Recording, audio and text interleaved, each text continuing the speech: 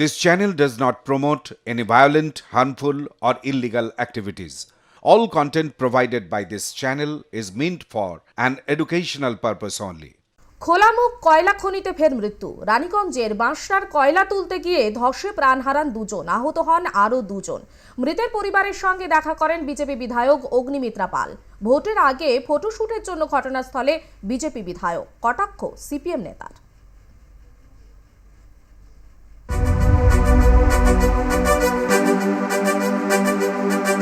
রানীগঞ্জের নারায়ণপুরীর পর এবার বাঁশরা। খোলা মুখ খনিতে ফের মৃত্যু।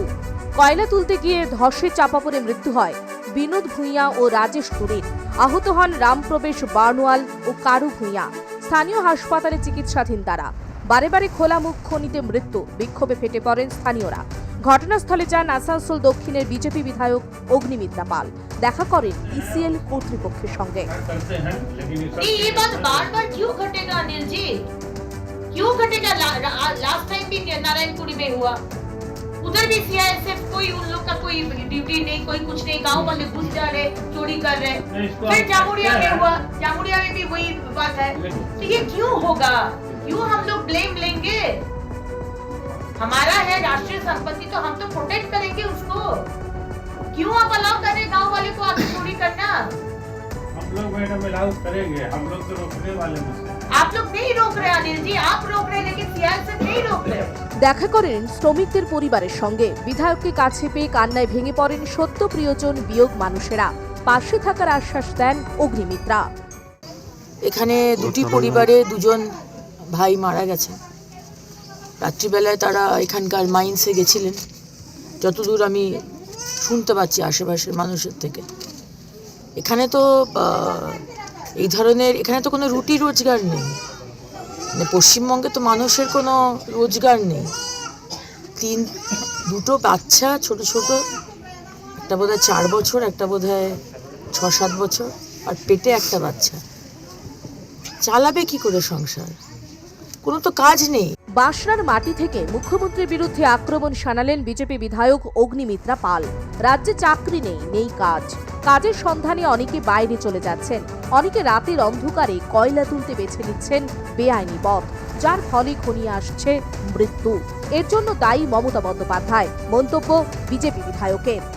মমতা সরকার, মমতা ব্যানার্জি, যতদিন এই সরকার এবং মমতা ব্যানার্জি থাকবে এই পশ্চিমবঙ্গে, ততদিন মানুষ এইভাবেই বাঁচতে হবে। কোনো ইন্ডাস্ট্রি আসবে না। 13 বছর যদি কোনো ইন্ডাস্ট্রি না এসে থাকে, কোনো ইন্ডাস্ট্রি আসবে না, আপনারা তো দেখতে পাচ্ছেন। লোকসভা ভোটের আগে ফটোশুটের জন্য ঘটনাস্থলে অগ্নিমিত্রা পাল। বিজেপি বিধায়কের বিরুদ্ধে আক্রমণ শানান সিপিএম নেতা সুপ্রিম রায়। পাশাপাশি রাজ্যের বেকারদের প্রতি অন্যায়ের বিরুদ্ধে বিজেপি ও তৃণমূলকে একযোগে আক্রমণ শানান তিনি। 2 কোটি বেকারের কাজ দেওয়ার কথা বলেছিল তৃণমূল, তারা বছরে 2 লক্ষ বেকারের কাজ দেওয়ার কথা বলেছিল, কিন্তু সবাই জানেন ওরা কাজ দেয়নি, ওরা কাজ কেড়ে নিচ্ছে। ন্যাচারালি হচ্ছে সাধারণ মানুষের জীবন জীবিকা এখন বিপন্ন। যারা কাজ করছিল তাদেরই কাজ চলে যাচ্ছে, ছাঁটাই হয়ে যাচ্ছে, তারা কোনো কাজের ব্যবস্থা করছে না।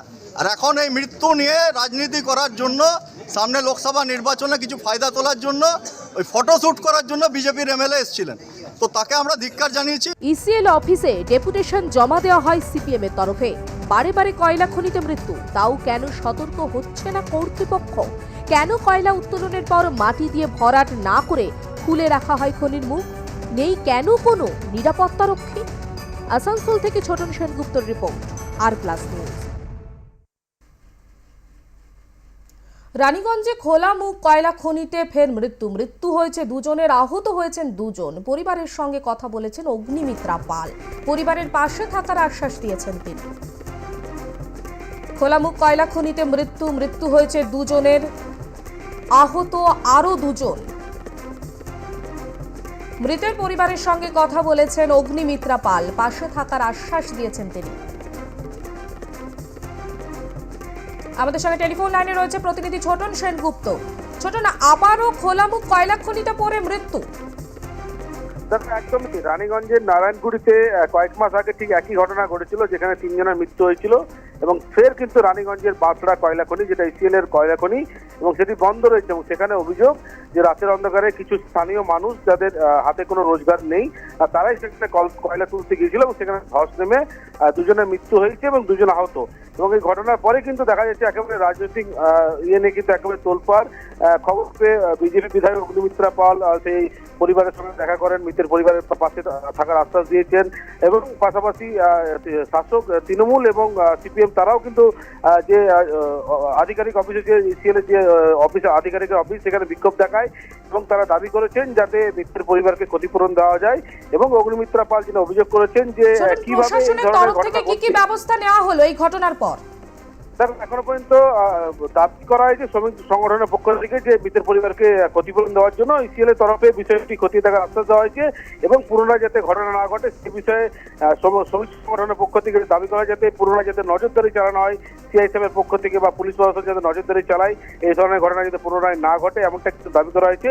পুরো বিষয়টি কিন্তু খতিয়ে দেখা হচ্ছে। ইতিমধ্যেই দুজনের মৃতদেহ কিন্তু আসানসোল জেলা হাসপাতালে ময়নাতদন্ত করা হয়েছে এবং স্বাভাবিকভাবে কিন্তু এই ঘটনা এলাকায় শোকের ছায়া নেমেছে। তবে এখনো পর্যন্ত কিন্তু এই ঘটনার কোনো ইসিএল তরফে প্রতিক্রিয়া পাওয়া যায়নি। তবে যেহেতু তারা দাবি করেছে সেই বিষয়টি কিন্তু তারা ঊর্ধ্বতন কর্তৃপক্ষকে জানাবেন বলে এমনটা কিন্তু জানা গিয়েছে। ধন্যবাদ ছোটন।